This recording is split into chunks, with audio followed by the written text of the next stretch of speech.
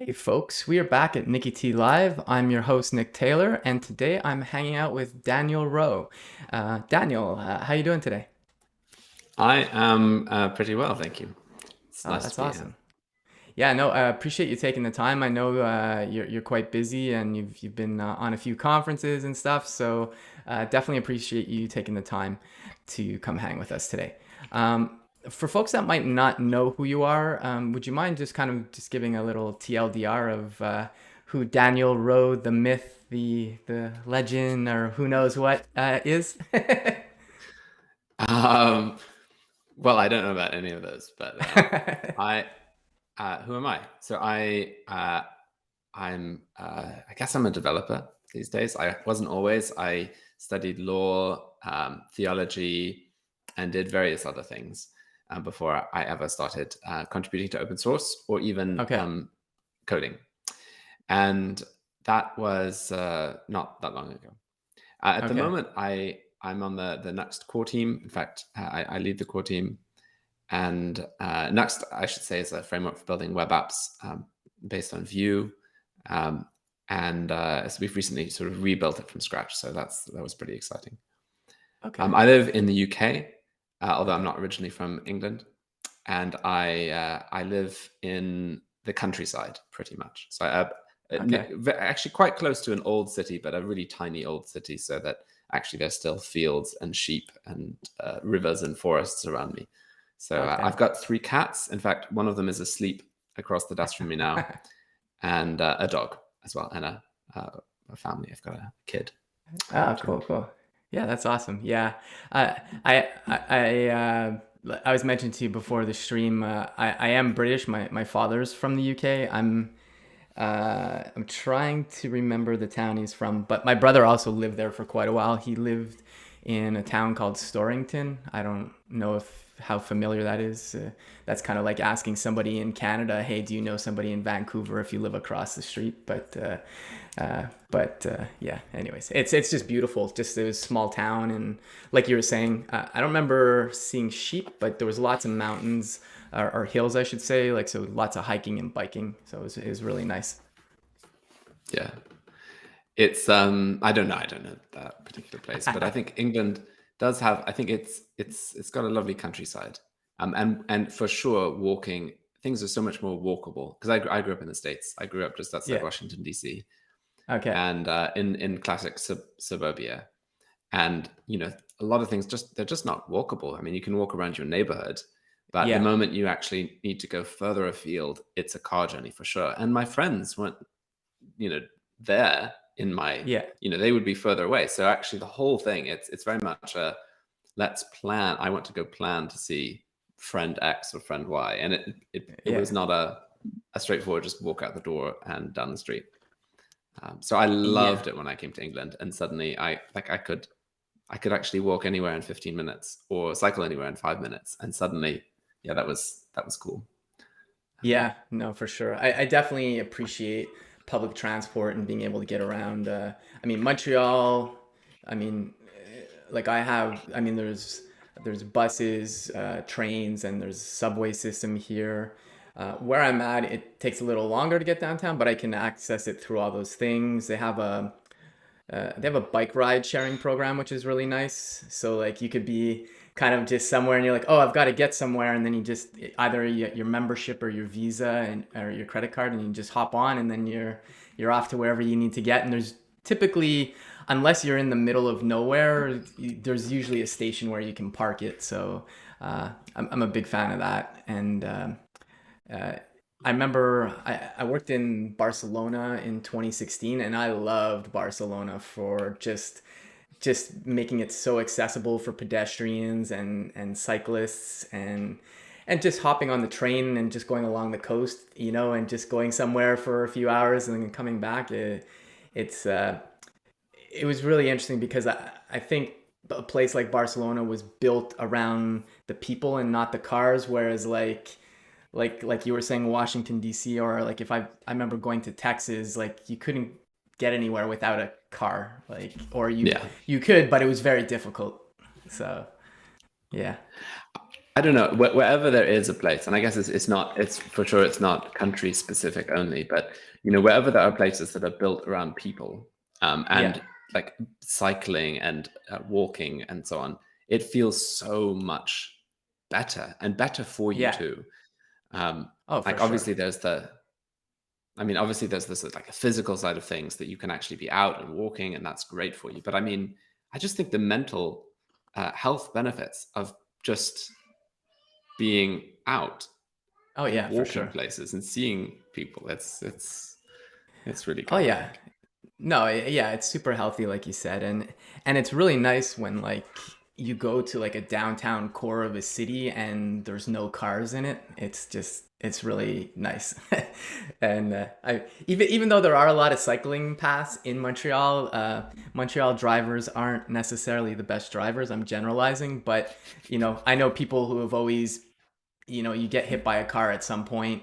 Uh, my wife used to be a bike courier and she got hit by one, I think once or twice, flying over the hood. And it's just, I don't know what it is. People just don't pay attention or they just, I don't know. There's a big debate about it. But anyways, Yeah, I won't go into the whole dynamics of pedestrians and cycling in this stream, but it's definitely better, like you said, if it's built around the people for sure. yeah, Cool, cool, cool. Yeah, so we're gonna talk about Nuxt today, and as you mentioned, it's a I guess it would be classified as a meta framework for Vue.js, I guess. yeah, Yeah. absolutely. So it's yeah, exactly. It's a meta framework. It's a full stack one. So there's also a pretty full featured server component which we've spun out into its own thing as well, which you Hmm. could think of as a server meta framework. Okay. And so, but yeah, it's a meta framework. So it's building on top of Vue for the front Okay. end, and Vite for the bundling. Although we do support Rollup as well, Webpack Okay. rather, and coming soon RS Pack. There is a Oh, pending nice. PR. It's a draft PR for some time, but because RS Pack has put so much work into being compatible with Webpack, it means that it's not like implementing something from scratch, but it's Yeah. yeah, it's exciting to see that coming together. It'd be nice to have three options for people. Yeah, for sure. I didn't realize that RS Pack was on the map for Nuts because I guess my because I'm not as immersed in the Vue world. Obviously, Vite came from Evan from Vue. So I just assumed that everything was built with that, but I guess it makes sense. Vue didn't always exist, so there was Webpack previously. So I know there's Nuxt 3 out right now, or it is official Nuxt 3 now, I believe. Is that right? Yep, next Yeah, is okay. next is that. I think the official release was something like Okay. November of last year. We've had not quite a year, but it's definitely feeling more stable, and lots of feature development has gone into it as well over the last a few months. We'll be releasing 3.7 hopefully later today. I'm Oh, just no waiting way. for a Okay. couple of upstream releases, particularly Nitro Pack has a release Okay. coming, and then Yeah, we'll get and 3.7 cool. out and into people's hands, which will be pretty fun. No, that's awesome. Yeah, I've been just because for context for folks who might not know who are catching the stream, I do work on the frameworks team at Netlify. So I even though I'm not completely immersed in Vue, I do keep track of things or try to. And I can't remember if it was you or Patak or Antfu. But I saw a PR for server components for Nuxt. Am I dreaming or did I actually see that? Yeah, you probably saw that. And it was probably me. Okay. But I mean, it could be lots of other folk. Particularly, I would say the person who has put particular. He deserves a shout out for all the work he's been doing on server components. Is Julian Huang, who's Okay. a French developer. And we've not actually even met yet, but he's done so much. Okay. But yeah, server components have landed in Nuxt. They're still experimental. That's primarily because we want the flexibility of changing the API or rethinking some parts of it without Okay. necessarily marking it a breaking change and taking it to Nuxt 4. Okay. But yes, they are.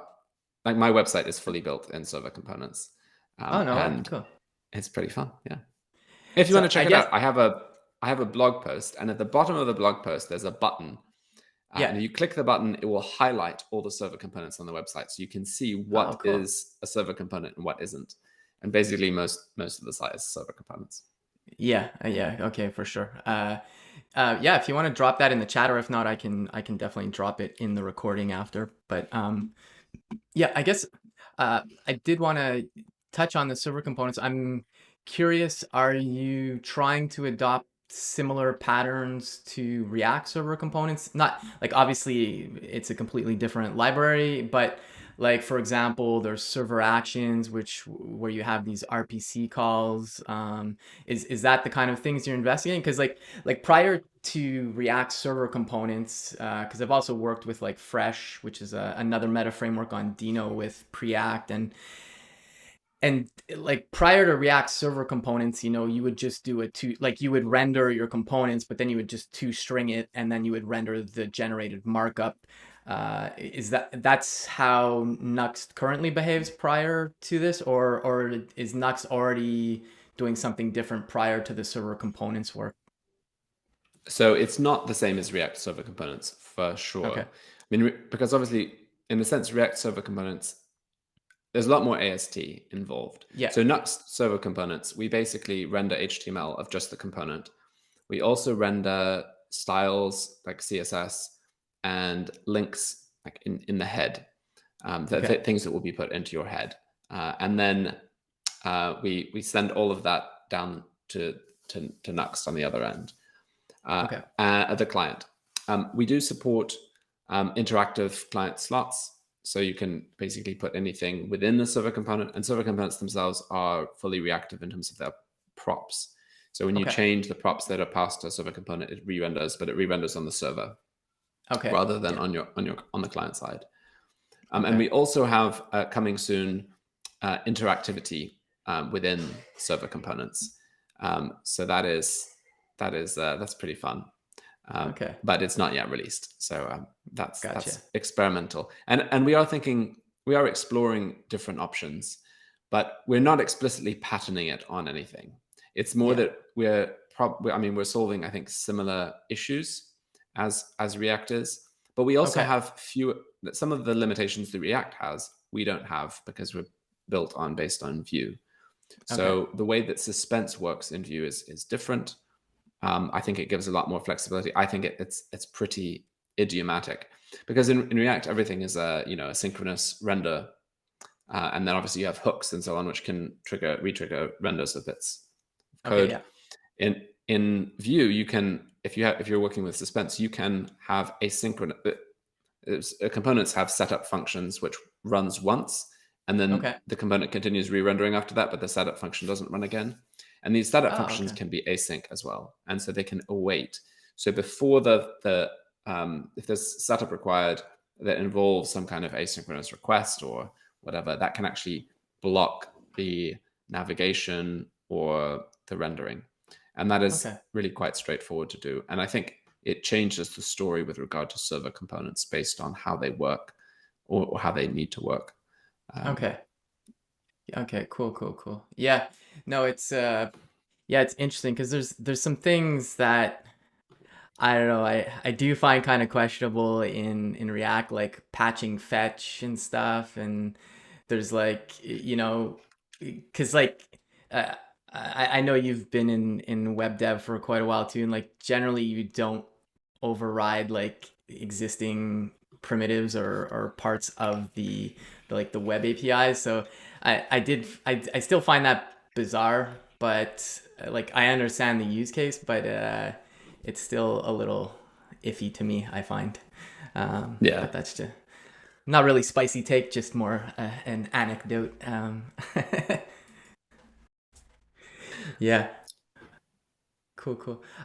Yeah, so you were talking about so we were talking about the slots, and I remember I did a couple streams. It's been a while, but in Vue, and there is this idea of slots. So like React doesn't have slots, but you could kind of fake it with like a prop called slot whatever. But in terms of the client interactivity you're talking about, so like we have the server components now. I imagine you can put into those slots these bits of interactivity, building off of like other frameworks using islands architecture, like where it just hydrates that part that's needed. Is it the same idea, or are you going to the extreme like something like Quick where there's resumability and not hydration, or what's the story there? So, okay, so the story is that uh, slots are fully on the client side.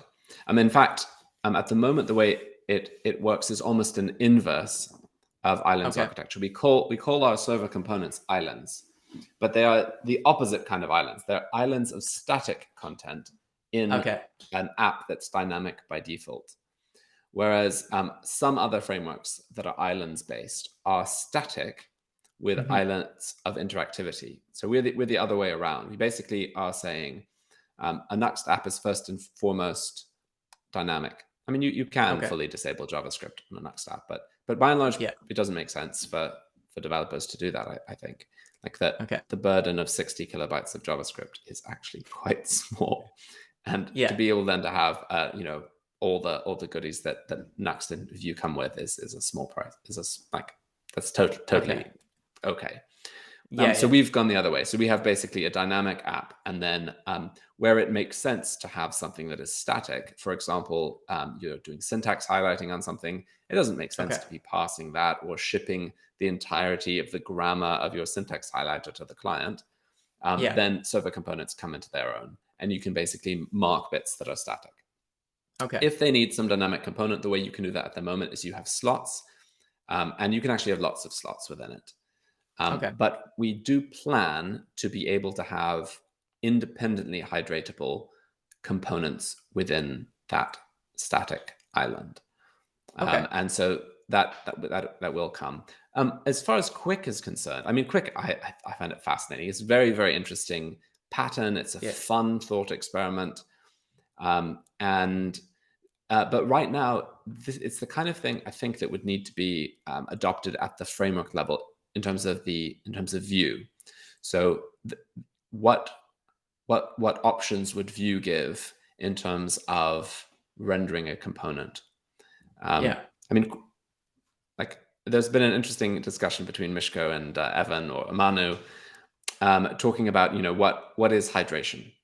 Okay. And because in a sense, what Vue does to hydrate an element is Hmm. it's getting it ready to be interactive, and in a sense, there's also a step that is required before an element in Quick is interactive too.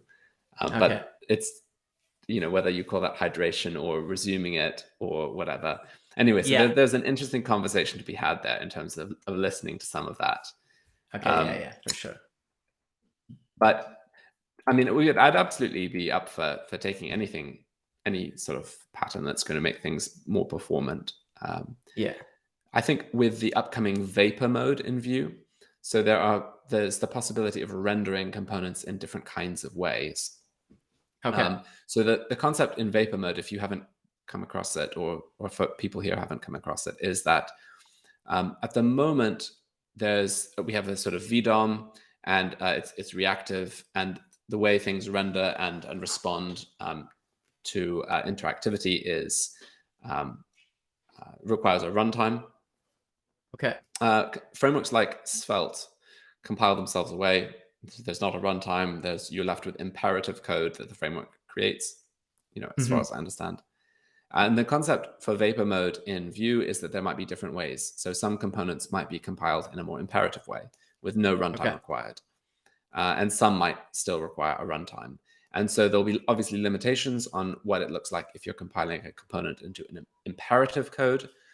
And I imagine as we start to explore the possibility of compiling components into different kinds of things, Okay. then we might well even have the possibility to explore some quick-like behavior. If Okay. we do, if we do think that is something that is, ultimately beneficial, like, is it worth the effort to implement and maintain Yeah. alongside other rendering methods? But certainly Vapor mode is very interesting. Like I'm a Hmm. I think I and a lot of people are looking forward to being able to get that going on some production apps. Okay, cool, cool. Yeah, I dropped a link to the Vue.js blog, the 2022 year in review. That's what I found via quick Googling. I don't know if there's I'm sure there's a section in the doc somewhere, but that's just what I came up with my multitasking as we're streaming here live. But feel free to drop another link if you have something more comprehensive than the year in review. Um, so, That uh, is a really good link. I think Evan's given a couple of talks about it, but at the okay. moment, it's conceptual, so there's no a proof of concept you can play with. Oh, okay, Um, okay.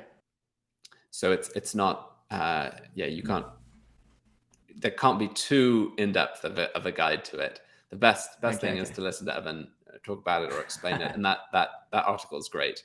And Okay. he gave a couple of good talks this year. So just the most recent talks by Evan at Vue.js Amsterdam, that would probably be a good Hmm. one to listen to. And Okay. CityJS has had some good talks by him again recently. Okay.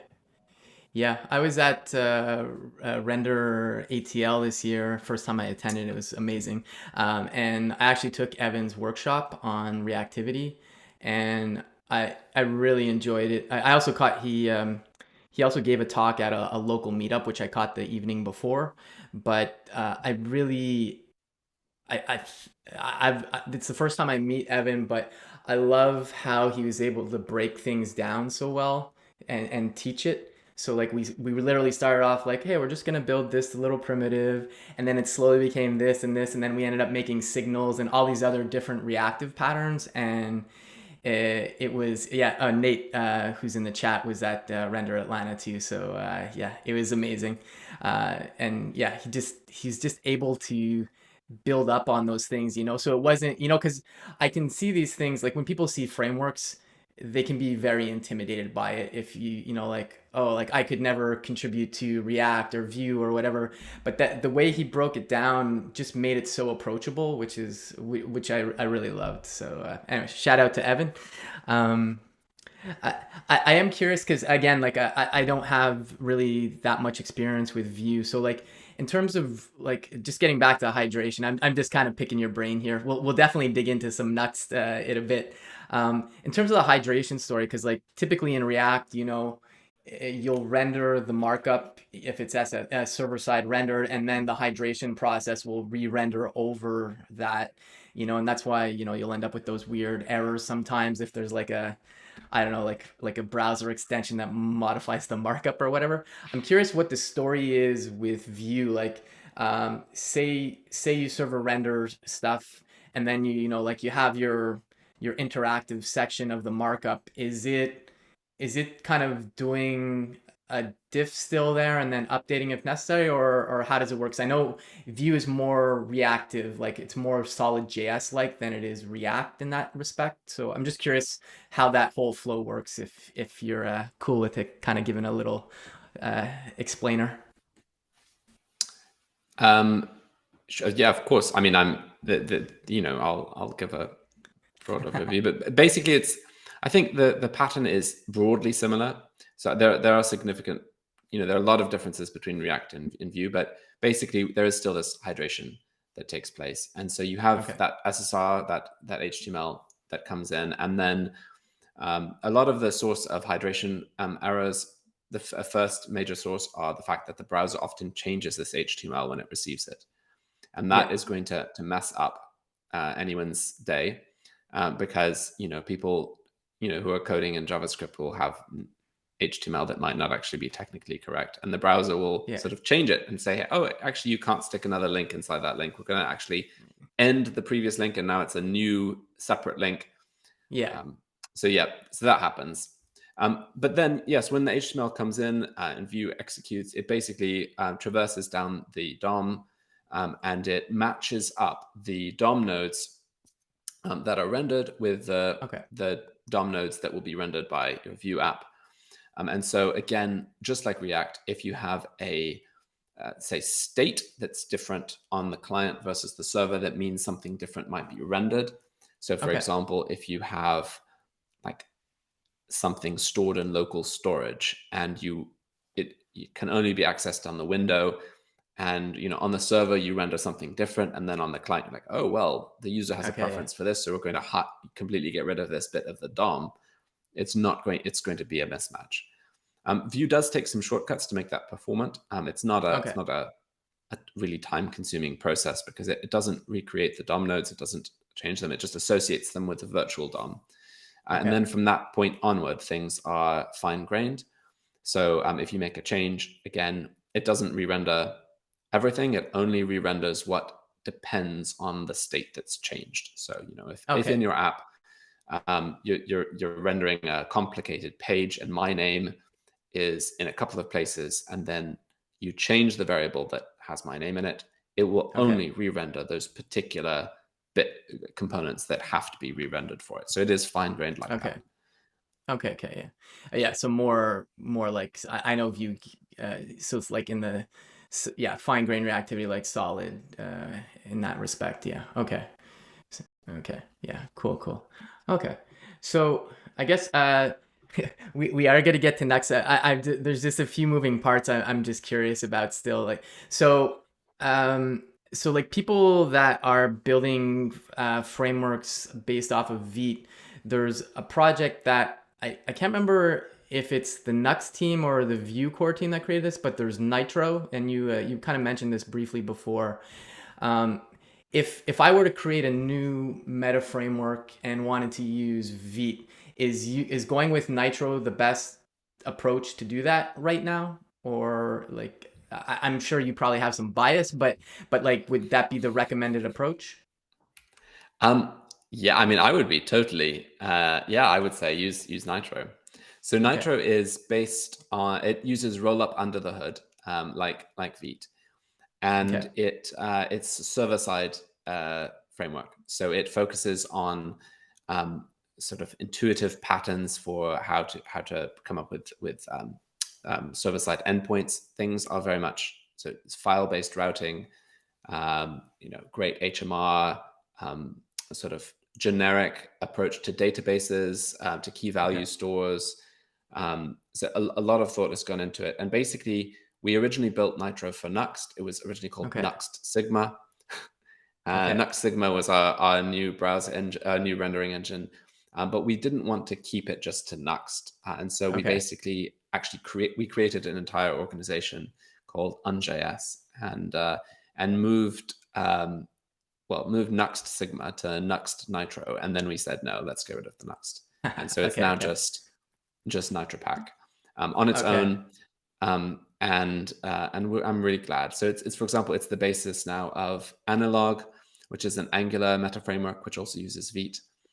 Yeah. I've done a couple of conference talks where I build a new meta framework on it, Okay. either with Vue or React, but you could do I don't know, Solid or Svelte or whatever you wanted, because it Okay. is meant to be extended, just as we've done in Nuxt. Anybody could extend it, and it Okay. integrates very well with Vite, but it's not. Yeah, you would basically have your Vite controlling the thing that is going to be on the client. Okay. So like the view part of your app in Nuxt, and obviously that renders some HTML on the server, but Hmm. then obviously there's quite a lot more. So that Okay. you might think of that as sort of one endpoint within your Nitro app. But then you would also have Oh, lots of okay. others that are just returning JSON and aren't really touching view. Okay. So yeah. Okay, I didn't realize because I know like you have support for like a lot of the pass providers, so like Netlify, Vercel, I think Dino as well now, and is Fly.io in there? I'm not, but basically common ones are in there so that people don't have to do all that heavy lifting, I think. And but I didn't realize that you had stuff like the KV store in there as well. So that's pretty interesting. So is it abstracted away so that it gets just generic KV? Because like for example, Dino has KV, Cloudflare has KV. So is it literally the same API and then you just take care of it under the hood if there's slight differences? Exactly. And that's Okay. the aim. So I mean, this is very much a sort of pattern that we've adopted, because we don't want to be, we want basically whoever you use, like whether you're deploying to, so Netlify, for example, is zero config for Nuxt or Nitro. So basically you Yeah. just deploy it and it builds the right preset and it fits in with the Netlify format. And we do the same with other providers too. Mhm. And the KV, also, we don't, and the reason we do that is because we want people to be able to take their Nuxt app and go anywhere, based Yeah. on what suits their needs. And, we don't want people to be locked in. And Okay. Yeah. the Yeah. KV2. So the way that the KV store works, it's something called unstorage, and we support Okay. drivers for memory and file system access. So you could like write data to disk or read it from disk, which often works very well in dev mode, not so Okay. well in serverless. Um, Okay. we support, Upstash and Planet Scale and Azure Blob Storage and like anything you can think of. And you can also write your own Okay. drivers for it too if we don't have one, but we have lots.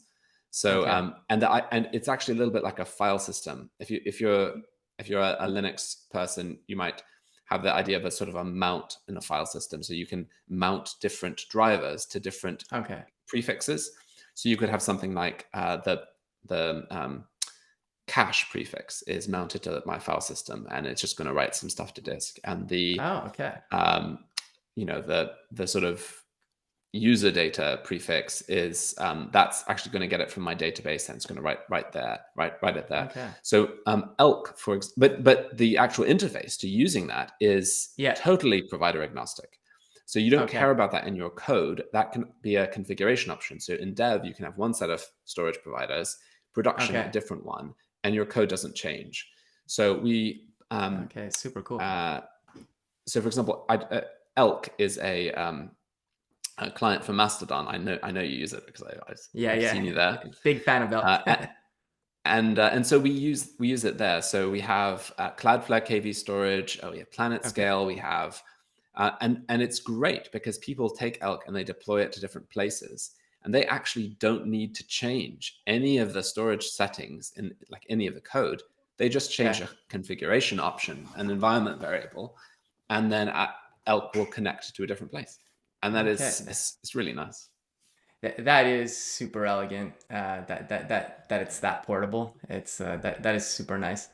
And I like how it's being treated as a file system because you can just have arbitrary caching and all that, or not necessarily arbitrary, but like just there's not much to do to reach out for that kind of stuff. So that is super cool.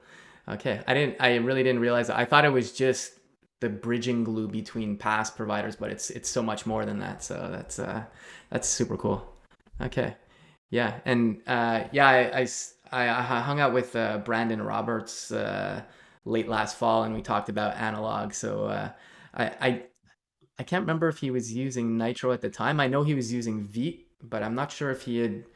I can't remember if Nitro's sorry, if Analog's been with Nitro the entire time or not. But yeah, super interesting project. Uh, Cool, cool. So okay, so we've got all the kind of all the pieces here. I just wanted to pick your brain a bit there. So all right, so we got Vue for the client side interactivity. Also, we can server render. We've got Nuxt, the meta framework. We got Nitro, which is your one-stop shop to, it sounds like, be able to do anything. Yeah. So I guess like in terms of Nuxt, what are I guess it I'm guessing it's called Nuxt because of a play on next. I could be wrong about that, but I'm guessing that's why it's that. That is my take on it as well. So I Okay. think Next.js had come out. I mean, these were both very early days. Next was very very young, and it was a hat tip. So just as Next is for Okay. React with an E, Nuxt is for Vue with a U. Okay. Yeah. And so I mean we've grown in quite different directions over the years. But Yeah. yes, there was that early nod to Next, and Okay. still there's broad parallels between the two. Yeah. Completely unrelated, but my Slack popped up and Phil Hawksworth says to say hello. So Oh, um, hi. Hello, Phil. We had a fantastic time. The thing, you were in Render Atlanta. I was in New Orleans at okay. virtually the week before, and I wish I had come. That would have been so much fun. Yeah. And And at in New Orleans, I was at ViewConf US, which was fantastic, and I loved Okay. meeting people. It was great. Yeah. But um, Phil was there, and Phil gave a great talk. Phil gave a talk about rendering, like rendering in the modern age. It was great. It was just really Okay. spot on. And then I gave a talk a little bit later in the day, and I talked about UnJS and Nitro and some of these other projects we've built. And it was basically I tried to fit as many as possible, and I just we do this and this and this and this and this and this, and this. Lots of things. Yeah. And two people came up to me afterwards, and they said, "Daniel, I loved your talk. Your talk was the highlight for me of the day. Wow. It was That's awesome. just incredible." And they were just over the moon with my talk. They said, "Everything you said, Daniel, about rendering modes, it was perfect." And it was at that moment that I realized they were not talking about my talk at all. They were talking about Phil's talk. But in their minds, our accent, we blended. We were Yeah, the yeah. same. We were one and the same. So basically, Phil, yeah, I don't think you would think that I look like Phil. I don't think I look like Phil. I don't think Phil No. looks like me. But apart from the fact that we're also both staggeringly handsome. Yeah, But yeah, apart from that, exactly. yeah, exactly. Yeah, well done for That's agreeing hilarious. quickly. It was very funny. I'm going to remember that one for a while. Well, I'm sure your talk was really good as well, but that is a funny story though. Yeah. Oh, yeah. It's the guy with the British accent. It must have been him. So yeah. No, that's cool. That's cool. Yeah, I got off track here. So getting back to Nuxt. So like you said, obviously it's a meta framework. I imagine it has a lot of the same things that people have become accustomed to in a meta framework. So like file-based routing, API routes. Aside from those things, or correct me if those aren't a part of it, but I guess what are some differences, or what are some like interesting bits of Nuxt do you think that maybe makes it stand out from another meta framework, regardless of like library or language? Yeah. I think one of the things that I think is particular. Well, there are a couple of things that I'll say, and I think that the first two are really quite interrelated. So I think one of the technical differences between Nuxt and some other frameworks that are out there is that Nuxt is very extensible. Okay. So we have a modules ecosystem, which means people can write their own, basically take control of Nuxt and customize it. So we spend a Okay. lot of time, like a lot of our development in terms of building Nuxt is about building APIs that other people can use to build things on top of it. So, Okay. which is why, we're doing stuff like unstorage, which, we're building an API. We're trying to figure out what the best API is, and then we're going to hook it Mm-hmm. up to all these different providers. And the same with Nitro. But the same is Yeah. also true with Nuxt, because what we're trying to do is come up with APIs that we can then hook up to things that other people build that are amazing. So Nuxt Okay. has hundreds of different modules that people have built for it that integrate with Okay. different CMSs and sort of anything that you can think of. Everything from turnstiles, verification you're a real human being, to like YouTube embeds, to Okay. GraphQL, data fetching, anything really, anything that you can think of, or developer Okay. experience, whatever. In fact, when we first implemented TypeScript for Nuxt 2, it was done through a module. So they have a lot of power and control in terms of what the kinds of things that they can do. Okay. And I think that is really quite a unique thing about Nuxt. So Nuxt.com modules is definitely the place to go. And you can see some of them there. Those are ones that people have submitted to our sort of little internal registry. And Okay. that is, there are lots more even beside that. So you can create your own, either locally Okay. in your project, or you can publish them to NPM. So that has made Nuxt very extensible and flexible. So people can use Okay. it really for lots of different things. You can use it to build mobile apps, and you can use it to build native apps, and whatever you're looking to do. Oh, okay. Emails, you can even like render emails. People have used Nuxt to render, Oh, no like, way. That's amazing. yeah, all kinds of things. So, and I think the second thing I'd say is Nuxt has a really amazing community, and I think Mm-hmm. partly that is because it is, and I say this as someone who came into Nuxt. So I'm not, I I didn't create Nuxt. I'm Yeah. relatively new to everything. And I think certainly my experience has been the community is welcoming. A lot of people are building cool things on top of it. Yeah. And it is active because Nuxt it depends on people. So Hmm. it's not being powered forward by anybody. It's being powered forward Yeah. by the people who use it. And so the community it makes a huge difference to how Nuxt feels. And I think it's a Okay. really special and unique thing about it. Yeah, no, I can totally believe that because when I can't remember how I think I came across elk because of Phil Hawksworth. I think he just mentioned, "Oh, check out this Mastodon client." So I checked it out, and then forgive me because I don't know their actual names. I know their handles, but Patak is Yeah. like, "Oh, do you want to contribute to it?" And I honestly didn't end up contributing to it because I just had a lot going on with work at the time. But the like for folks who haven't tried out Elk, go check it out. It is like a polished application. Like even if you don't like Mastodon, it's like a really great looking, snappy app. And the speed at which it got built, it still blows my mind because I remember seeing it initially, and it still looked good when I first saw it, but like the feature set increased like between I don't know if it was like early December to like end of January, but there was like, I mean, you could probably just go look at the repo and see like the number of PRs merged, but it was like bananas how much got added there. So which just kind of ties back into what you were talking about community. Like people, well, one, they were interested in Mastodon probably, but like also just people diving into it like that. I don't know. It was pretty impressive in my mind. So.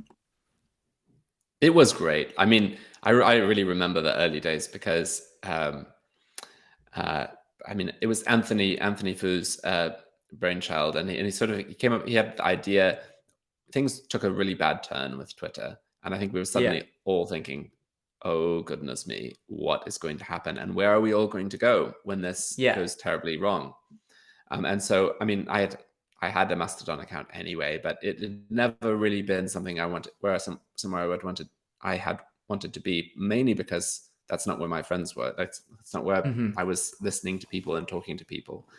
But suddenly we thought, well, let's do this. So Anthony thought, let's build this client. And a few days later, this invite came into my inbox with a sort of link to Nuxtodon. It was the Yeah. original Antfu Nuxtodon. I sort of joined it, and I didn't do very much, but I saw sort of Matthias Patak and Anthony sort of committing, and then Kevin started, and sort of I started a bit as well, and we started building this Okay. thing out. And it was private, but we were, you know, uh, we invited people, and before we even launched the thing, we had over 100 contributors. A Yeah. Discord server, and we were firing back ideas. It felt fantastic because, and I think you only get that feeling. I mean, you get a feeling of building something when you're a startup, or Yeah. when you're in a team and you're building it. But open source, I think, has the possibility to be even more exciting because you have this sort of Yeah. feel like, we're all doing this together, and we're just we're pitching in. Things are much flatter. There's no sort of authority structure. This isn't about Hmm. being paid. This is about something we all care about. And Yeah. the opportunity to design and build a social media website or app that you use on a daily basis. I mean, that is Yeah. amazing because it has a direct and real effect on you. Yeah. So how it feels to read and consume bits of content. I'm on Twitter. I spend probably a lot of time on Twitter and on Mastodon, but Yeah. probably more time than I should on social media. But I enjoy it because I'm hearing from people. Now, the Hmm. chance to take and say, this could be better, and Hmm. that could be better, and actually this is a bit toxic, so let's change that. And what's the most intuitive way of doing this, and just rethinking it. So creating Yeah. a third party client for something that people then actually use is amazing. At some point we Yeah. had, in a month, we had, I don't know whether to believe this or not, but over someone said it was sort of over. It can't be true. So I mean, I think we had over, well, for sure we had over 300,000 unique Okay. users. So but I think it might have even, I can't have been a million, but I think Cloudflare was, the analytics were telling me something like that. Maybe it's Okay. just different IP addresses. But anyway, it was huge take up of people using Elk, which was another Yeah. part of the fun as well. People were discovering it and sharing the URL even before we even published the thing, Yeah. or open sourced it. And so that was also a lot of fun in building this whole thing. But Y- anyway, I could go on and on about Oh Elk. yeah, no, no, it's all good. It's all good. But yeah, I totally.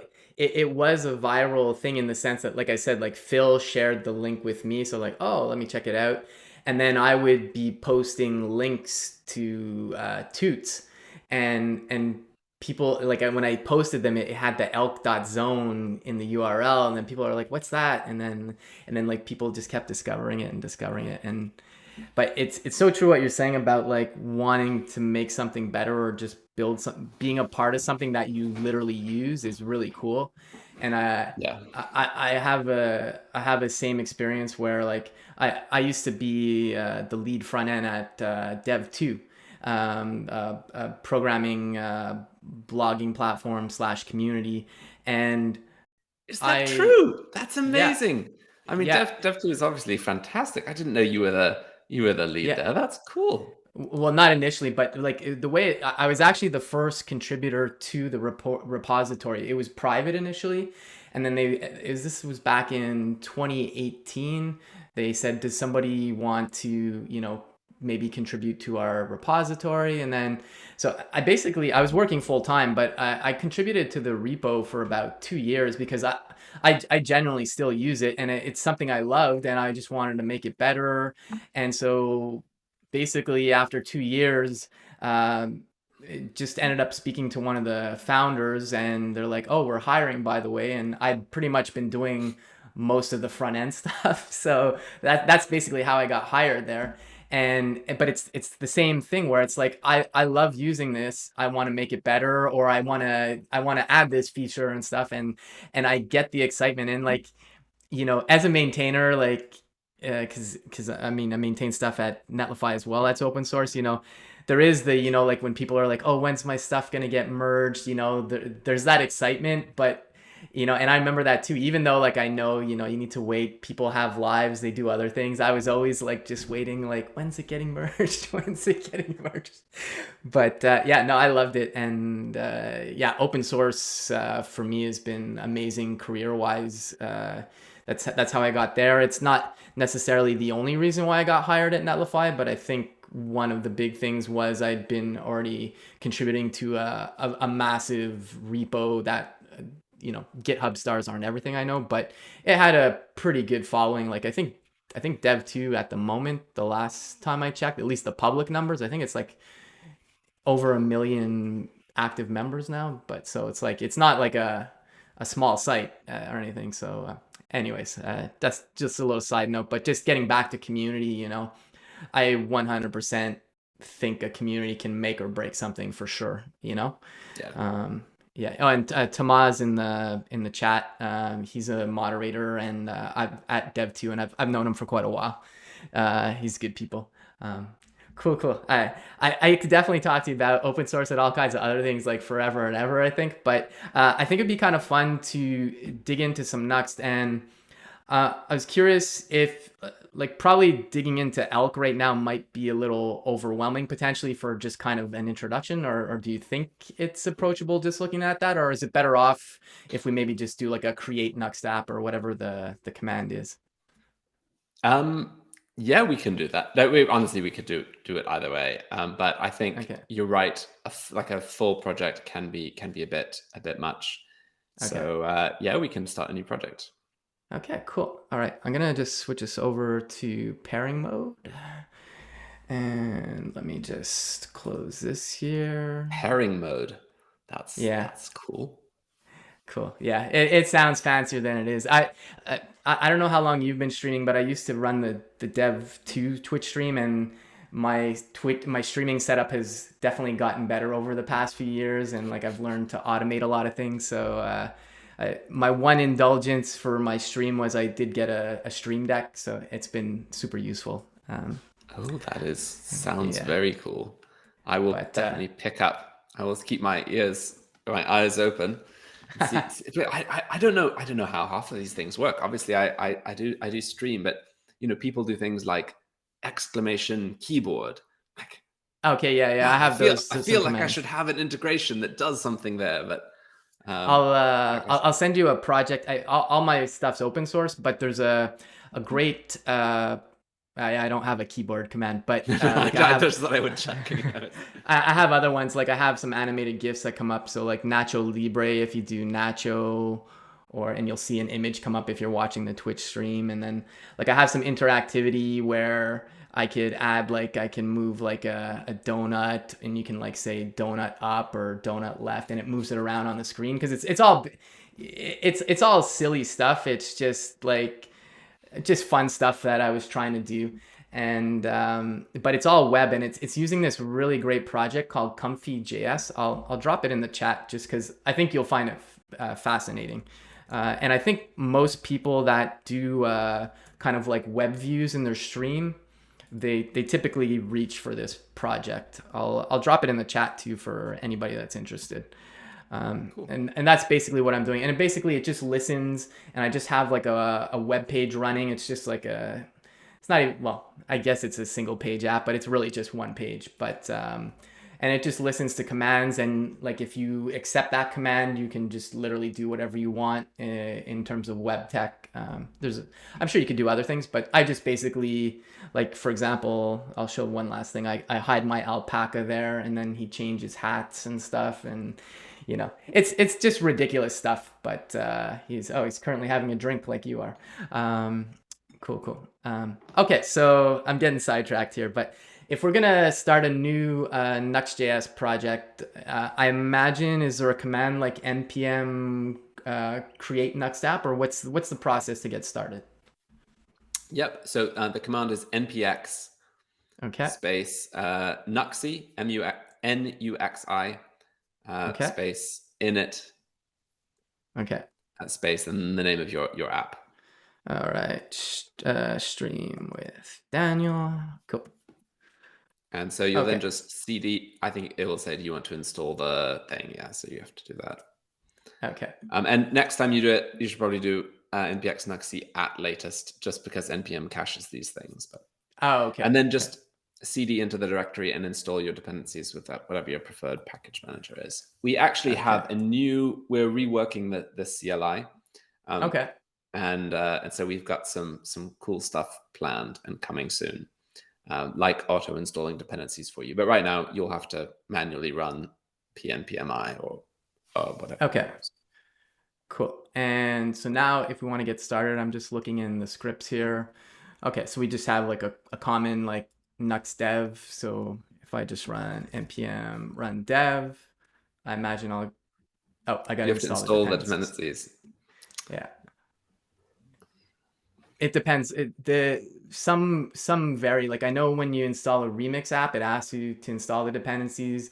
Others don't. I honestly don't know which one's better, because like obviously sometimes you just want to create the project, so maybe waiting for all the dependencies is why it's not done automatically. But I have yeah. a little script on my computer that basically I use to create new Nuxt projects. And what it does is it clones the directory and then opens VS Code for me. Okay. And then in the background installs the dependencies. And actually, I think that is the best pattern, because I immediately see what it is. I can even start Yeah. coding, start configuring it. And in the background, it finishes installing. And so by the time I actually open the terminal and run, it's pretty Hmm. much ready to go. Cool. So yeah, that'll do it. That'll fire you up a dev server. Okay. And Cool. so you have a URL there which you should be able to click and open in your browser. Yeah. And it's super simple. You can, if you see the thing at the bottom of the screen, I should mention this. This is the Nuxt Dev Oh yeah. Tools. Yeah. Okay. So you can, that little thing would let you click into, actually, if you click it, you can then find like the source of every div or whatever in your page. And you can actually, if you're Oh, no jumping into a way. project like Elk, you use that to say, okay, where is this bit of code that's rendering this thing on the screen? And it's a very Oh, good no way way. of trying out a new project and figuring out like, oh, what is doing this? So if Okay. you've ever been sort of mystified by hundreds of components, this is really great. And That it's is basically great. installed by default on Nuxt projects. And if you want to install it, enable it on a project, you just add DevTools true to your Nuxt config, and it will auto install it for you. Okay. But if you go back and unclick the inspect and click the Okay. Nuxt logo on the left, Yeah. that will be the actual DevTools, and there's lots and lots of things in there. So, for Okay. example, if you have a look at, just you can go down the icons there. So you have a little Okay. overview of your app, how long that first load took. Okay, the routing. So we need to create that to enable routing. So you can actually just click the enable routing button. Okay. Oh, I'm sorry. Go back to the terminal, Okay. and you'll need to easiest is just to paste the token Okay. at the bottom, and go back and paste it there, I think. Or Okay. maybe not. Maybe you Where do do the I put it? URL. Okay. Yeah. Oh, Uh, whoops. What did I? Actually, I think this is a bug. I think we need to fix this. So there's 3 colons at the beginning. Replace the Oh, first 2 okay. with Yeah, you're right. localhost. Okay. Yeah.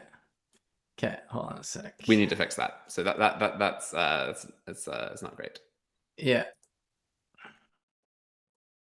I promise it will be good once we get through this. Oh, yeah. Well, if this is the biggest problem, I don't think it's too big a problem. Okay. Failed Oh, to. rats. Well, let me Is try it the possible you didn't select all of the URL? I think it's there. I Or think it's. I'm gonna paste this one in. Is it maybe an encoding issue? Because it looks. looks weird. Let's try. There we go. Great. Okay. Yeah, it seems the token. Oh, you know what happened when it first loaded? I got the Google search, and I think it must have mangled the URL or something.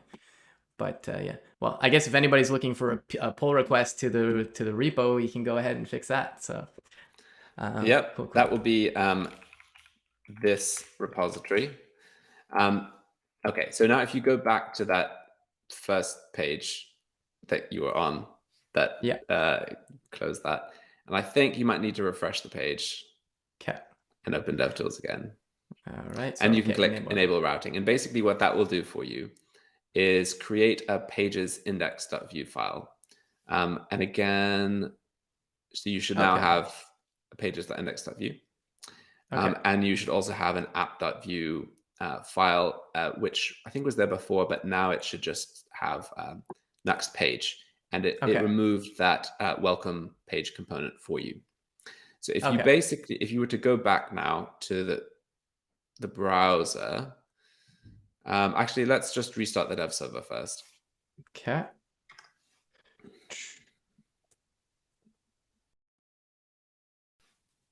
And then refresh that. We've now enabled the sort of page routing thing, and you can see that we can actually see what routes exist in your app and what middleware is going to protect those pages. So you might have some pages behind auth middleware that maybe is going to do a bit of a check of a token and see if they're able to access it. This is really cool. And there's more stuff, like you can carry on exploring down those icons. So basically in a Nuxt app, you've got stuff that is components are auto-imported where needed. And you can see what components are available to be auto-imported. So if you were to go back into your IDE and create one, in the components, create a folder called components and a file inside it just called whatever you want .view. Okay. Whatever.view. Okay. And just give it like a template, and then just some HTML in there. I don't know how familiar you are with Vue, so I don't want to assume anything. But great. So there's a component called whatever. If you go back to your pages index, so you see that it's in DevTools. You can see that component is available to you. You can actually use it straight away. So if you were to go back to app.view or index.view, you should be able, down in the template there, to just start typing whatever, angle bracket, and it's actually auto completed for you. Okay. You'll need to add that end tag. That yeah, perfect. And then if you were to go back into your browser, it should Oh, be okay. there. And So then I like can do this, and then I can go see. Okay. yeah, you Yeah. could go see it. There we go. And the so but yeah, it will show you the components that are available to you. And there's other things a little bit like that. So the next tab down, there's a little visualization if you want to see it on the right, top right of that. Yeah, This one here. that little icon. Okay. It'll show you the different components in your app and the relationship between them. So which components import other components. You can see this little web, and Oh, that okay. looks a Okay. little weird, maybe because of the I zoom. might have zoomed. I zoomed in. So like if I zoom out, that's Or maybe 100%. not. So Maybe the font. okay, It's it anyway, could or be. who knows. But basically, it will give you a little map of your app, and also show you Okay. where the components are coming from. Whether they're coming from the your own code or other modules that you've got. Okay. Um, and okay, and let's see what's the next tab on the left. Oh yeah, Nuxt Okay. also shows you layouts, so you can see you could create a folder called layouts, and you can basically enable layouts like per page um, Okay. with a like, Nuxt handles all that for you. Um, oh, the layouts folder is like Whoops. alongside it. There we go. And so if you created one called, Main. custom.view or There. whatever you want. Okay. If I learned how to spell, okay. Custom.view. Okay. And so you could basically, again, just put some HTML in that under a template tag. And then wherever you want the content of the layout to go, you'll use this custom view Okay. thing called a slot. So it looks like an HTML element, but it's just named slot. So you Okay. just do Like this. it's not exactly, but instead of div, you would just put slot. Oh, okay. Sorry, the element slot. Okay, gotcha. Okay. Exactly, and it can have some content. The content would be the default content of it, and that will get replaced. Okay. So you might as well not have any content. That will be replaced by the page or whatever is inside the layout. So I mean that's an empty layout. You could add like a line of text at the top, just saying, I'm a custom layout or something, so you could tell it's working. Yeah. Okay. And then in your index.view file, you can actually say, oh, we're going to use this layout. So up at the top, after const root equals use root, you can use this thing, which is a macro where you can specify settings for each page called define page meta. Okay. So, define page meta. There it is. And it's the function you call and you pass it an object. Not of that. Like no, sorry, that won't do any harm, but it won't do anything. That's Copilot kicking in there. Sorry about that.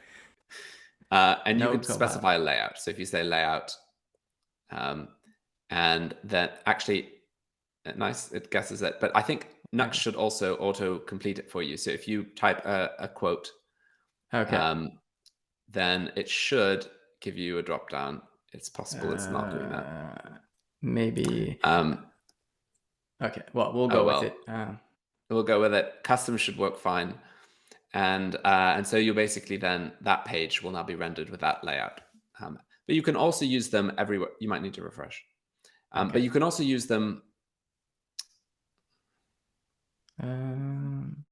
This might also be basically the reason we restarted the dev server when we created routing, and the reason this isn't working right now is because there was a bug in the most recent version of Nuxt with hot module reloading. But it's fixed, and it's going to be released in 3.7, which will be out today. So I really should have got that sorted before we actually. No worries at all. No worries at all. Cool. If you go back to, why is that not displaying in the layout? Go back into the layout. Okay. Into custom.view and just give it a div that's going to wrap around the whole thing. So it has a root element. And we're going to want to do the same thing around the page. Your index.view will also, I think that already has a root element. Ah, That's that fine. one's okay. Yeah. See if that makes a difference if you go back into the page. What's not working there? Oh, Let's- I'm stupid. I'm silly. Okay, go into app.view. So Okay. basically, layouts are automatically handled by Nuxt, but you're in full control of them. So you have Oh, to okay. put the component in.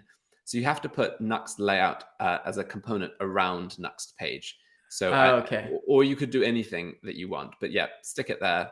So this was not an issue with Nuxt. This was an issue with me not Okay. explaining I'm a it. And custom so layout. there you go. Things There are we go. up and going with layouts.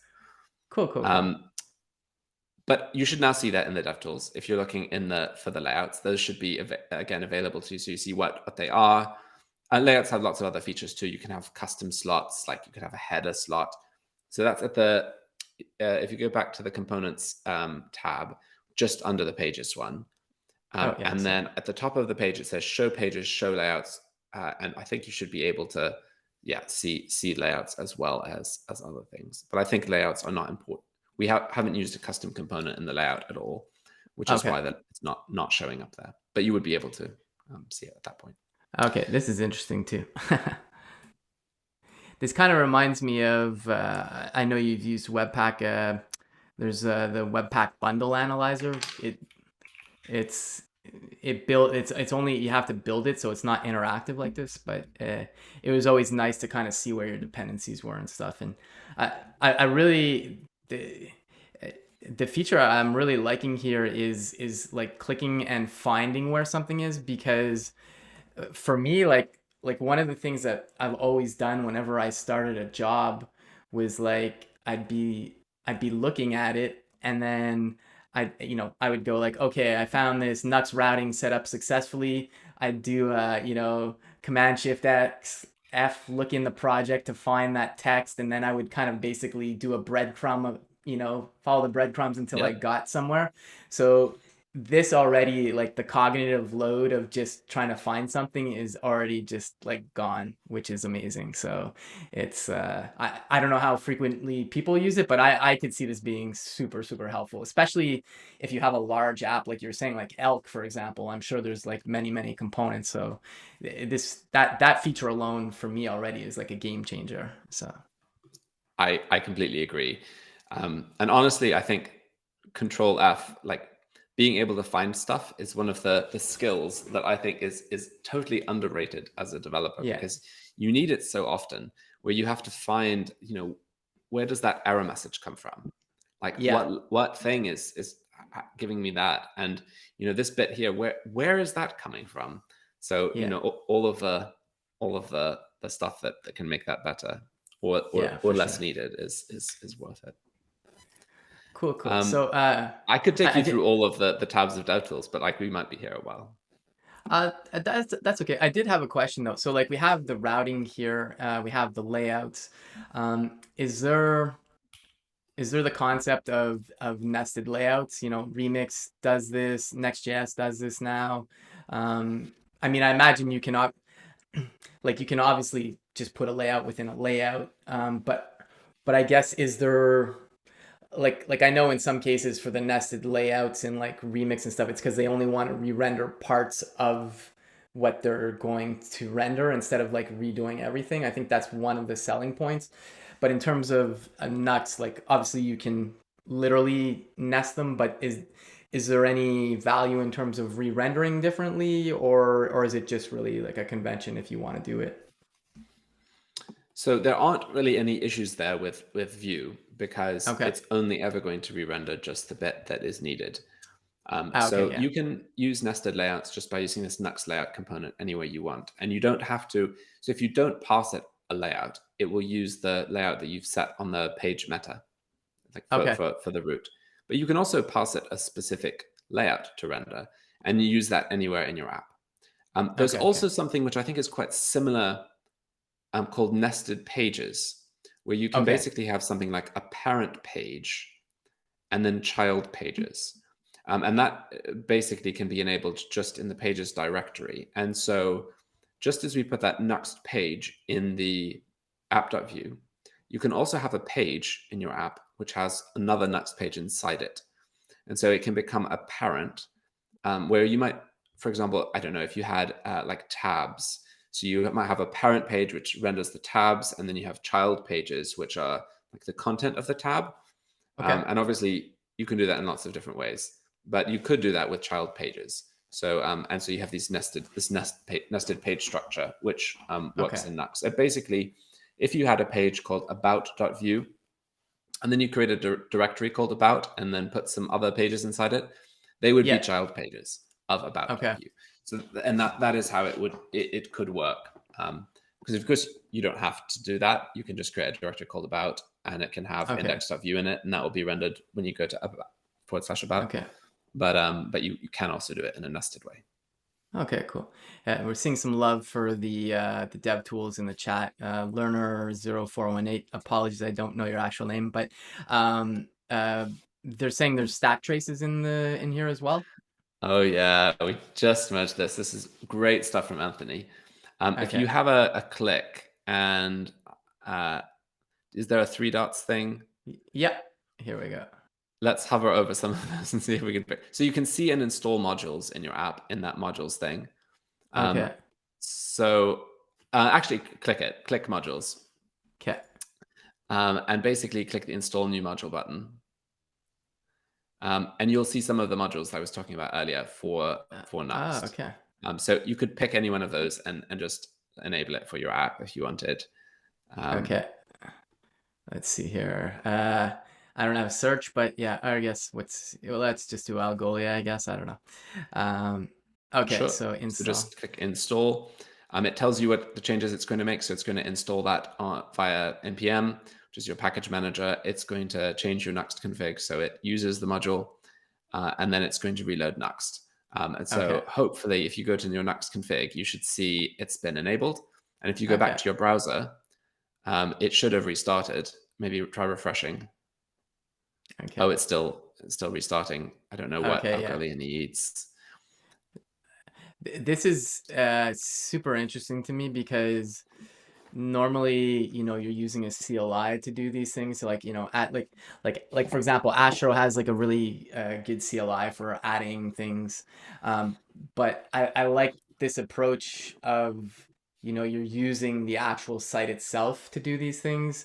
Like obviously some people might prefer a CLI still, but it's just, I feel like this has kind of flipped it on its head, like configuring things through the app itself and actually changing the local file system.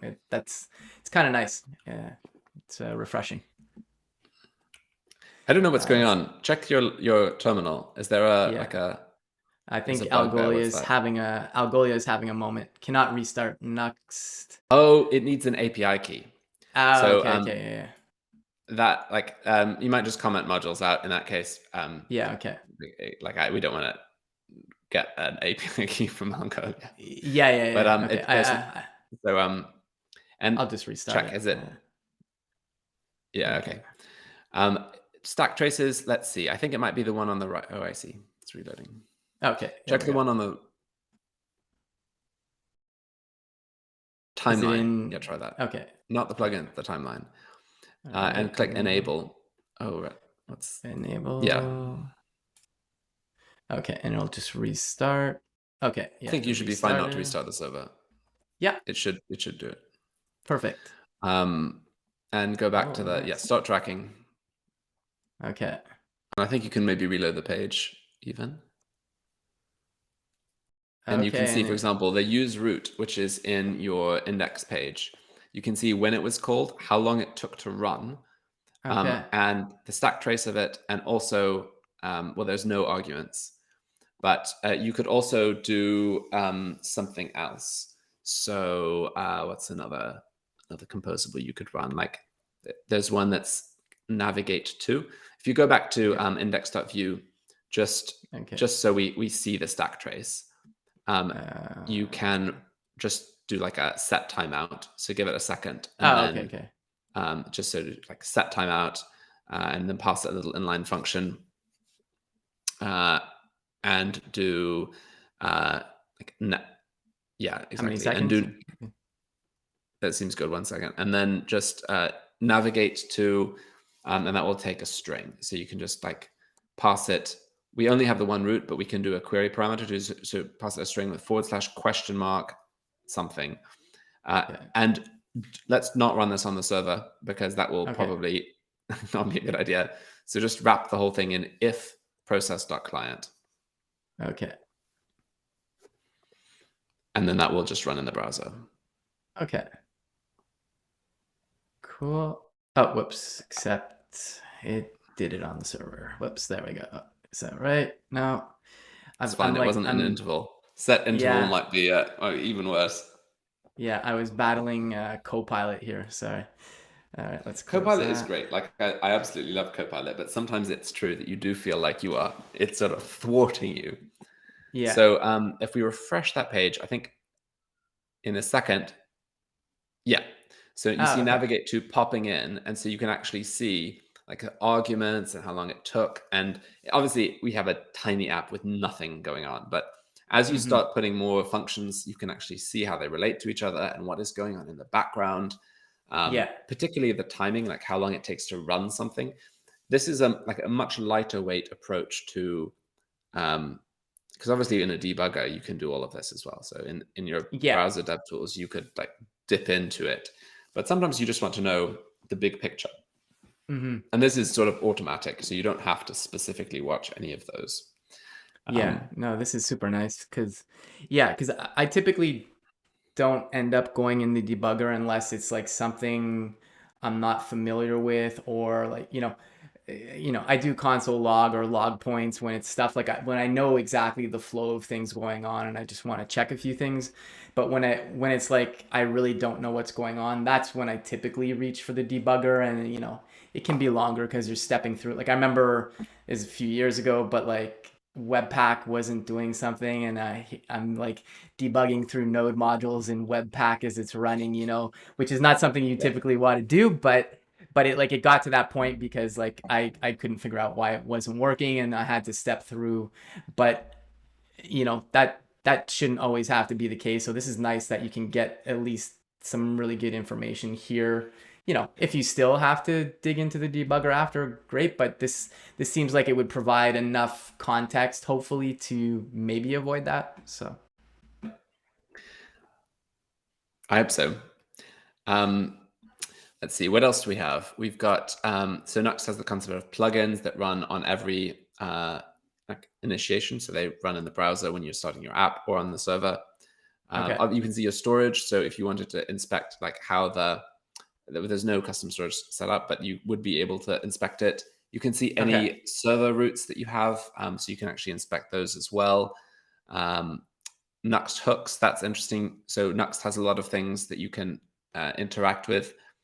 Things are called at different points in time, Okay. and so you can see how long they take and um, what they did, and I don't know. It's useful to be able to debug some of that. Yeah. And No, actually, for I sure. think you can also, if you scroll down a bit further, server hooks. You can Oh, okay. see those are build time only. So those are not part of your app. And when you actually build your Nuxt app, those won't be called again. Those are just your build server. But you can Okay. also inspect a little bit about what's going on in the build server too, Okay. this way. Okay. So a lot of the point of the dev tools is to make visible um, uh, some of the like the features that that Nuxt has under the hood that you might not know Okay. about. Cool. And is this something that like obviously we're in development mode right now, but I imagine you could configure your production, in some way to say like, okay, I need to look at production. You can probably inject the dev tools still, like you don't want everybody running them necessarily, but is that a pot like kind of like like if you ship source maps and then you can use like other dev tooling sometimes, is that a possibility with these, or is it really meant just for local development? Well, the full capability is obviously just meant for local development. I think there are lots of things you Yeah. wouldn't want to happen in production. Yeah. Yeah. I mean, we've talked about whether to enable like opting in to something being in production, but and I think, and one of the team, Lucy, has been looking at that a little bit. Okay. But it's not a feature that I think we officially support yet. Yeah. Okay. No, just curious as all. This is super helpful though.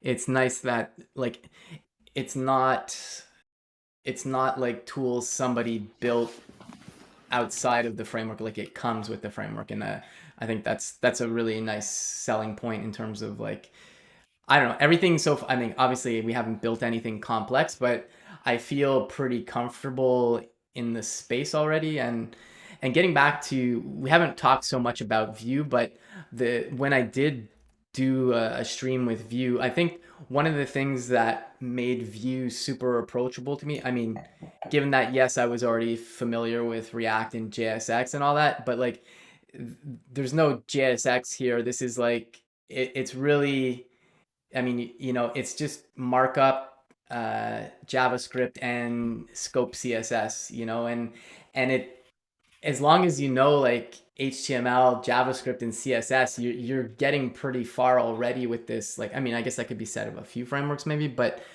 like, aside from obviously you need to learn some of the syntax, like this is kind of like Angular or handlebars.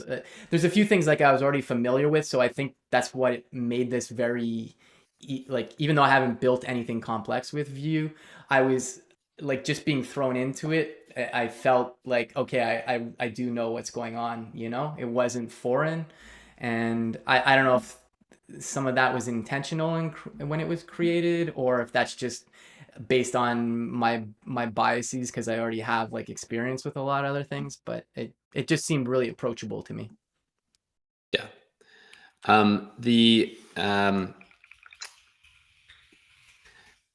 I would say the same actually, in terms of that's one of the things I really like about Vue SFCs is that you have effectively what is HTML, CSS, and JavaScript in one file, but they are still very distinctly those kind of things. So Yeah. yes, there are some differences, the handlebar, but you can write totally valid HTML and it works exactly as you would expect. Everything Yeah. else is additive or like an enhancement rather than a replacement. Like you can use class because Mm-hmm. class is what works in the browser. You can also do cool stuff like pass object syntax classes that are conditional and but Okay. Yeah. and I also love the fact that you could just do style and you write CSS and it comes out as CSS at the other end. It's Yeah. not JavaScript. It's and so it when I had I always felt that it's great with an agency you can on or a company you can onboard somebody who doesn't have a background in Vue, but as Mm-hmm. long as they understand like the primitives of the web, they are going to be totally okay because Yeah. that is what they'll be working with. And I think that is a really nice on ramp to Yeah. understand how Vue works. And everything you learn is built on top of that rather than some different, totally different approach. Yeah. No. No. For sure. For sure. We are getting close to time. We've got about like 7 minutes left here. I wonder if there, just because I want to be mindful of your time, and I do have to get back to work, unfortunately, but not a bad thing. But See, I'm at the end of my day. I'm chilling. I have a glass of yeah, you're wine. like, yeah, let's just talk for a This is couple more fun. We're hours. here for several hours, right? This Yeah, is yeah. you're not going to cut it short, are you? No, no, no. All right, I'm all not. right, I don't that's want to make it. you feel bad. No. This is fun. I'm kidding. Let me open a bottle of Pinot. Hold on a sec. Uh, no, this is it's super fun. I'm just like, we can definitely go a bit longer, but I'm curious if there's anything else in the dev tools you want to look at, or maybe again, like I know we're not building out a complex app today, but if there's maybe some other features which I might not be aware of, or something that you think is kind of like a neat feature, or we can still dig in to hear more because you said there's a lot of stuff going on in the dev There is tools. so much to explore in the dev tools, but let me show you one of my favorite things, and absolutely love building this in. And it Okay. still sparks joy in me every time. So if you go back to your app and you create a new file in server API Okay. whatever .ts. Okay. Yo.ts. Okay. I'm assuming you Yeah. meant server slash API. No, exactly. Yep, Yeah. Okay. you're Okay. quite right. And if you just Except drag that server folder back out of pages and oh yeah, into I also renamed it. I'm all about putting stuff in subfolders today. Oh, there already is a server folder. Okay, whoops, that's my bad. Okay, let's see, yo.ts. Okay. And then just write export default, define event handler. Okay. And then just pass it a callback function that returns an object. Okay. Or a string or whatever. And just like some random object. And basically, this is a Nitro server root. So this is how you return JSON from a root in Nitro. You just return an object from it, and Okay. Nitro will recognize it's an object and add the correct JSON headers, Okay. etc. Now, if you go back into your you can access it. So if you go to /API yo, I think it Yeah. was. Okay, There that's it super nice, is. and that was super fast Cool. too. Now, if you go into your app again, like into your index file, Okay. index.view, Whoops. now, if you just, we're going to use something called $fetch, which is fetch API, but we do some stuff to it. So Okay. if you invoke it, and pass it a string, you can pass it /API yo, and you see that's auto completed for you. Yeah. And now it will actually handle the passing the JSON Okay. for you, because it realizes it's JSON, so it's going to be passed, of course. And then if you basically just assign it to a variable like const a is await, Okay. and Okay. just hover over a, and you should see that it is typed, Oh, nice. Yeah, because that we that know, is okay. That is super like, nice because, as you know, like JSON payloads are always like any, or is it unknown or any? I can't remember. It's unknown. JSON payloads, are they unknown? Is it? I think it's any. I Or think it is any, because it's so unsafe. Anyway, a lot yeah, of things are yeah, defaulting now to unknown, which is a lot better. yeah, yeah, But for sure. That is super nice. so we've got a lot of stuff like that. So when you create middlewares, they'll be auto completed in your page meta or stuff like that. Okay, and I And imagine we I can actually come soon down will here. have. Can I do We this actually then? do, yeah. So you Get should over get here. type support for that. Okay, if you go back to your page, that should Ah, be there it there. is. Okay. Now, on the server side, that $fetch function doesn't make a network request in this Okay. case, because it's within your app, and it actually just makes a function call. So it is super fast if you're wanting to like hit server endpoints within your own app. On the Okay. client side, it's by the way going to make this request on server and client. So in general, you don't want to just use $fetch in a setup function. And we actually have something called use fetch. So if you Okay. swap and replace $fetch with use fetch, Okay. and then it will do exactly the same thing, but only do it on the server. And then it will Oh, not okay. redo the call on the client. And that's going to return an object of some different things. Ah, So okay. the actual data will be the data. It actually is probably best just to destructure it. Well, I mean, you can do it whatever you want, but it would be, Yeah, yeah, I yeah, would that would normally be. destructure it. Yeah. So Oh, okay. that will show you a message. But what you would normally do is destructure it and then assign data to A. Yeah. And that A is a ref, Okay. which is why the dot value Okay, was yeah. And not unwrapped for you. obviously, and so like in the case here, okay, I see it's typing it as a ref. And in this case here, I'm returning JSON, so like I would destructure it and do a JSON dot parse and then or is there like a It's helper it's method? already passed. It's passed for you. So Oh, if okay, you, okay. it only looks like that because you're passing an object in and rendering the object in HTML, and so Okay. view like effectively stringifies the object again. But if you Okay. basically destructure that as data, Okay. and then you can assign it to A if you want. No need Okay. to do anything with value; it will be done automatically. No need to Oh, do okay, any more okay. destructuring. Just assign data to A, or Okay. directly use data. And then in the template, you can just say data dot message or whatever. Oh, okay. That is nice because this, oh, and it also added the optional chaining.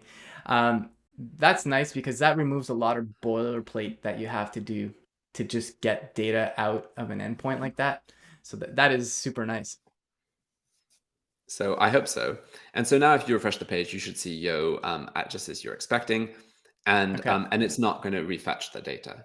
In fact, that whole data fetching side of things with use fetch and use async data Okay. um, um, will basically can be harnessed to mean you can have fully static sites that don't need to perform any API calls when built. So Okay. we basically can take all of that data and put it into something we call a payload. So when you Okay. generate a static site with Nuxt, we generate these payloads. So then as you move from page to page on the site, rather than performing the fetch, it Mm-hmm. grabs the payload instead. And so whatever the data is, it's going to be Oh, there. okay. We can also prefetch it. So when you're on a page with a link to another page, we pull that data in advance so that when you click it, it's instantaneous to load. So Okay. it's all just hopefully sort of super snappy, and you don't have Okay. any network request or anything when you transition from page to page. Okay. If you're That's super generating a cool. static site. That's awesome. That makes sense. And that kind of, I guess, is in terms of like if this was more dynamic, like we're speaking in the context of a static site, but like say I wanted to use fetch and I wanted to cache it for a certain amount of time, is there extra parameters that I can add on the use fetch to, like, I don't know, like maybe the data in there, like I'm not doing like a stock market app, so I'm like, every minute is okay if like if, even if it's not perfectly a minute, like, but I do want to refresh it after that amount of time. Is that available in the use fetch or? So it does take an object with options, but we don't have that option, but you can Okay. easily do it. So one of the other things that it gives you is a refresh function. So alongside Okay. destructuring data, you can extract refresh and just Okay. set an interval. So you get the refresh, and then you just do like set interval refresh, comma, Oh, however long okay. you want to take. And then what that is going to do is it will, because of use reactivity, wherever that data is used will granularly update when it changes. Okay. So there you go. You've Gotcha. implemented in one line of code a auto refresh Okay. functionality. Now, That's Nitro super also cool. has like a server-side caching mechanism, which hooks into the storage mechanism I also talked about. And on a platform Okay. like Netlify, uses Netlify builder functions to Okay. persist data to the actual CDN layer. So if you were to Mm-hmm. go into your Nuxt config, Okay. and there's something called root rules, which are very powerful. So if you just type root rules there, Okay. and you pass it an object, and that object is going to have patterns. So in this case, we could do like a string forward slash API. So we're going to apply these to all API routes. So Okay. do like forward slash API forward slash star star. That will be Okay. all API routes, or you could just do yo, and that would just be yo. Okay. And then that string, assign that string an Okay. object of rules. And so those rules, if you just do autocomplete, you can see what is available. But Okay. so you can add caching headers, you can add cores headers, you Oh, okay. can do proxy it automatically. In this case, what we want to do is set ISR. So Yeah. ISR, if you just say ISR true, or you could specify a number of seconds. So you could do like 60 to cache it for a minute. And Okay. that you've just integrated with Netlify builder functions, and it will automatically, at the first time that API endpoint is hit, it will generate it, it will persist it to Netlify's CDN, and it will Okay. not hit the serverless function again. Or Okay. if Yeah. you do Yeah. it like 60, then every minute it would refresh. But Okay. that is a really powerful server side caching mechanism. Okay. No, that answers my question then. No, that's super cool, and it's pretty extensible from what I saw in there. Like there's what else was in here? There's, well, okay, well, cores, sure. Additional headers and stuff. A lot of stuff to allow you to. Okay. And again, the aim is that these work on different platforms, but in the platform native way. So if you Yeah. use headers and you're deploying to Netlify, then we use Yeah. that. We generate an underscore headers file which Okay. has the right rules for Netlify. But Yeah. if you were deploying, somewhere else or even to a node server, then we do it in a different way. Okay. So Okay. it's as much as possible. It means people hopefully don't need to sort of get to grips with like the details of a Yeah. particular provider. It should just work, and it should make things portable. Um, Yeah. so I think And I'm no, it's definitely super compelling to have that, because I mean, even though I work at Netlify, I mean, like the fact that I can deploy it anywhere and not have to worry about the inner workings of the platform is like really nice, because you want people to be productive, you want them to be able to just ship their application. They don't want to have to be like, tinkering around with like how does ISR work on this platform or and so on. So, um, and and I'll have to wrap it up soon here. But in terms of these things here, is the Nuxt config leveraging Nitro here at this point, or is this something? It is Nitro, right? Yeah. Okay. Okay. Yeah. So Okay. these root rules are Nuxt adds its own. So some of the root rules you saw there are things like SSR. So that is Yeah. a Nuxt thing. So you can turn off. It won't have any effect with API routes, but Okay. like for some pages in your app, you could make that page client side only rendered, like for Okay. a dashboard or something that's authenticated. I don't know. You might decide for some reason you don't want to render HTML, but just like Okay. an Yeah. empty div and handle everything on the client. Or you could Okay. entirely disable scripts on a particular page. This page has no JavaScript.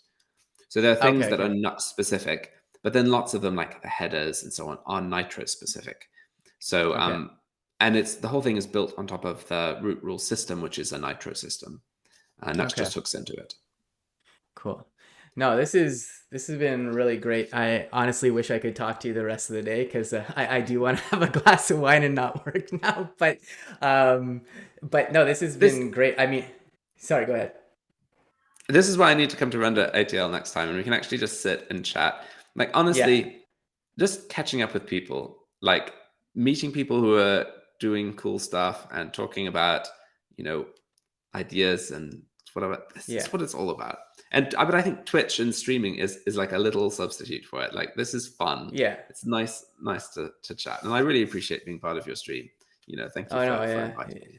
Well, thanks again, and especially it's the end of your day. And yeah, no, I do agree. Like obviously in person chatting with people is amazing. But you know, it's one of the reasons why I started streaming even when I worked at Dev too. It was really to just meet people, hang out, learn some things maybe, like obviously my lizard brain, wants hundreds of thousands of followers probably, but like that's not really why I do it, like it's just hanging out with people is really what does it for me. And just been pretty grateful. Everybody I've asked so far has said yes. So maybe one day somebody will say no. But so all that to say, appreciate it. And yeah, I was gonna say we'll wrap it up here. I'm gonna just drop links for Daniel if folks want to give a follow. You can also check out the Vue project and Nuxt. And I'm also gonna give a shout out to Elk. If you are on Mastodon, I highly recommend using it. I use it on my laptop. I use it on my phone. It's a PWA, and it works really well. I don't think I've run into any issues since I've used it. So a great project from the community. Aside from that, I'm just going to drop the schedule for next week. It's going to be a little less conventional next week. For folks who might know me a bit better, I do work out. I played rugby for years and all kinds of things, so pretty active. And next week, I'm hanging out with Anna Nettles, who I finally met at Render ATL, and she's starting a new job on August 14th, but she's also a personal trainer, so she's going to put me through a ringer of a workout next Wednesday. I encourage people to come join if you want to have a bit of, work-life balance and like sweat maybe. And then after that, we're going to just chat about either her new job or what she's been up to career-wise in terms of coding, and it should be fun. So check that out. And yeah, thanks again, Daniel. Everybody, thanks in the chat. Great conversation today. And with that, if you don't mind just staying on for a second, Daniel, and everybody else, I'll see you next week. See you.